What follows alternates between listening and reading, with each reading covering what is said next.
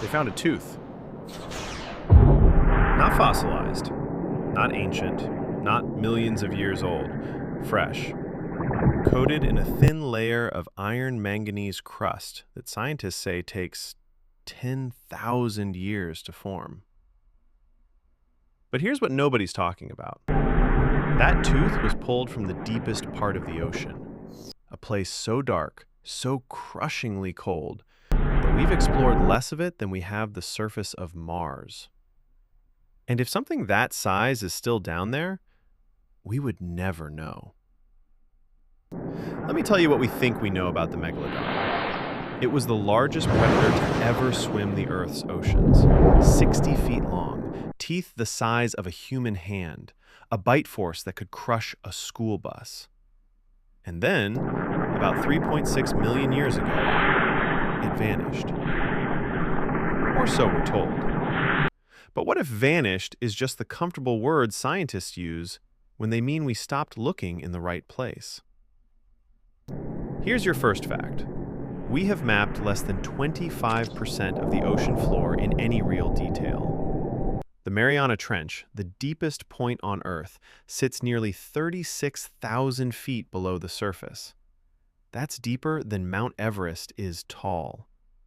And we have sent crewed vehicles down there exactly 3 times.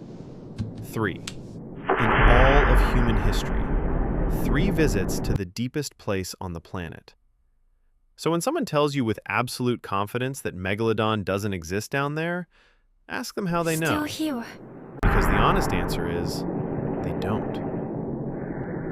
Here's your second fact. The Mariana Trench is not barren. It's alive. Horrifyingly, impossibly alive. Researchers have pulled up species down there that look like nothing from this world. Transparent fish with no eyes, creatures that generate their own light. Giant isopods, prehistoric-looking armored insects the size of footballs, walking the bottom of the abyss like they own it. And in 2021, scientists discovered a snailfish thriving at 27,000 feet. A fish, living in conditions that should make survival biologically impossible. So the ocean doesn't follow our rules. And here's where it gets disturbing. In 1998, deep-sea researchers deployed acoustic sensors across the Pacific Ocean. Their mission? Record the sounds of the ocean floor. Whales, tectonic shifts, underwater volcanism. What they got was something else. A massive, ultra-low frequency sound. Biological in origin, meaning something alive produced it. So powerful it was detected by sensors thousands of miles apart. The scientists called it the bloop. They had no explanation. Eventually, in 2012, NOAA attributed it to ice quakes, ice fracturing at the poles. But here's the thing nobody mentions. The original recordings didn't match any known ice quake signature. Some of the lead researchers quietly disagreed with that conclusion. And the frequency? It was consistent with an enormous living creature. One far larger than anything we've ever documented. What if we already heard it? Now here's what the skeptics say, and they're not wrong to say it. Megalodons fed on warm water whales. As the oceans cooled, their food source migrated. They couldn't adapt. They died. That's the clean narrative, the logical one. But biology doesn't always follow a clean narrative. Consider the coelacanth, a fish scientists declared extinct 66 million years ago.